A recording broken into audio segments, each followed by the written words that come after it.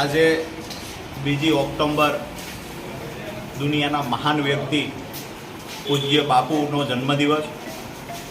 પૂજ્ય બાપુ સ્વચ્છતાના હિમાયતી હતા અને આ દેશને આઝાદ બનાવવામાં અહિંસક રસ્તે સૌથી મોટી તાકાત કોઈએ બતાવી હોય તો એમાંના એક પૂજ્ય બાપુ, જેને રાષ્ટ્રપિતા તરીકે આપણે ઓળખીએ છીએ। ખરેખર ભ્રષ્ટાચારના બોરિંગે ગુજરાતના દરેક શહેરોનો ભરડો લીધો છે।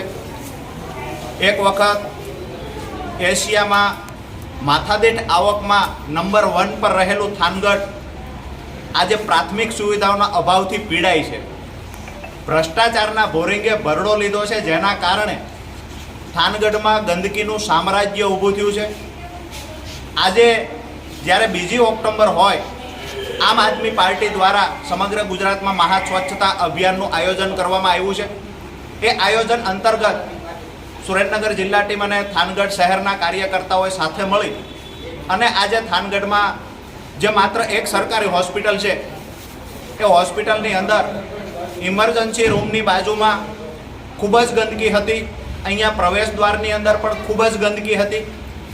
આજે પૂજ્ય બાપુના જન્મદિવસ નિમિત્તે કોઈ રાજકીય આક્ષેપ પ્રતિ આક્ષેપ અમે નથી કરવા માંગતા, પણ જે થાનગઢમાં ગંદકીનું સામ્રાજ્ય ઊભું થયું છે, આ ગંદકીના સામ્રાજ્યમાંથી મુક્તિ અપાવવા માટે આજ રોજ અમે બાપુના ચરણોમાં પ્રાર્થના કરી અને આમ આદમી પાર્ટીના તમામ કાર્યકર્તાઓએ સાથે મળી અને થાનગઢના જાહેર સ્થળો પર સ્વચ્છતા અભિયાનનું આયોજન કરેલું અને દરેક જાહેર સ્થળ પર આમ આદમી પાર્ટીના તમામ કાર્યકર્તાઓ આજે પ્રદેશની ટીમ હોય તો પણ ભલે અને શહેરના કાર્યકર્તા હોય તો પણ ભલે સાથે મળી અને આજે સ્વચ્છ થાનગઢ બનાવવા માટે અમે એક પહેલ કરી છે।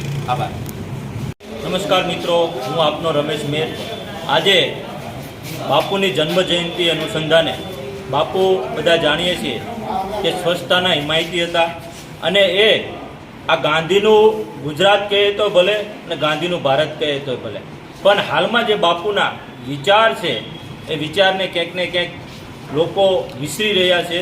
લોકો કરતાંય જે કંઈ જવાબદાર વ્યક્તિઓ છે એ વિસરી રહ્યા છે। પણ આજે કોઈ ઉપર આક્ષેપ નથી કરો, પણ આજે જ્યારે આમ આદમી પાર્ટીની ટીમ, અમારા પ્રદેશ નેતા રાજુભાઈ કરપડા, અમારી જિલ્લાની ટીમ અને થાનગઢ શહેરની ટીમે જ્યારે આજે થાનગઢ શહેરમાં સ્વચ્છતા અભિયાનનો કાર્યક્રમ કર્યો, ત્યારે અહીંયા જે થાનગઢ આખામાં માત્ર સરકારી એક હોસ્પિટલ છે ને એ હોસ્પિટલની આજુબાજુ જે ગંદકી છે, એનો જે કચરો છે, એ કચરાને આજે દૂર કરવાનું કામ આમ આદમી પાર્ટીએ કર્યું છે અને આમ આદમી પાર્ટીના દરેક સૈનિક અત્યારે હાલમાં થાનની અલગ અલગ જે કંઈ જાહેર સ્થળો છે ત્યાં જે કંઈ કચરો પડ્યો છે, કચરાના ઢગલા પડ્યા છે, એનો એકઠો કરી અને થાનને સ્વસ્થ બનાવવાનો પ્રયત્ન અમે શરૂઆત કરી છે અને લોકોનો પણ પ્રતિસાદ સારો છે અને લોકો પણ એમ કહે છે કે ના, આ લોકો જે કામ કરી રહ્યા છે એ માત્ર ફોટા પાડવાની રિયાલિટી કામ કરે છે।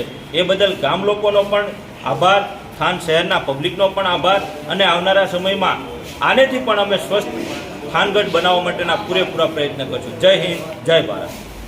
મારું નામ ગોપાલભાઈ છે, હું થાનગઢમાં રહું છું અને આજ રોજ 2 ઓક્ટોબર ગાંધી બાપુના જન્મ જયંતિ નિમિત્તે આમ આદમી પાર્ટી જે સ્વચ્છતા અભિયાન તરીકે થાનગઢ હોસ્પિટલમાં પાછળની સાઈડમાં જે એમરજન્સી વોર્ડ છે એની પાછળની સાઈડમાં સ્વચ્છતા અભિયાન કરી, બધું સાફ સફાઈ કરી છે, આગળની સાઈડમાં સાફ સફાઈ કરી છે અને આ બધું જોતાં મને એવું લાગે છે કે થાનગઢ હવે ધીમે ધીમે આગળ વધશે। જો બધા આ રીતે બધા સાફ સફાઈ કરશે અને આ રીતે આગળ વધશે તો બહુ સારું થશે અને આમ આદમી પાર્ટી જે કાર્ય કરી છે ખૂબ જ સુંદર કાર્ય કરી રહી છે અને સારું કાર્ય કરી રહી છે। જો આ જોતાં બધું આગળ વધશે તો આમ આદમી પાર્ટીને બધા આમ આદમી પાર્ટી તરીકે આમ આદમી પાર્ટીમાં બધા જો સપોર્ટ કરશે તો આમ આદમી પાર્ટી આગળ આવશે અને એવું લાગે છે કે થાનગઢમાં આમ આદમી પાર્ટીનો ઉદય થોડો ધીમે ધીમે વધશે અને એક દિવસ આમ આદમી પાર્ટી આવશે અને થાનગઢમાં સ્વચ્છતા સારી આવશે અને થાનગઢ ધીમે ધીમે આગળ વધશે।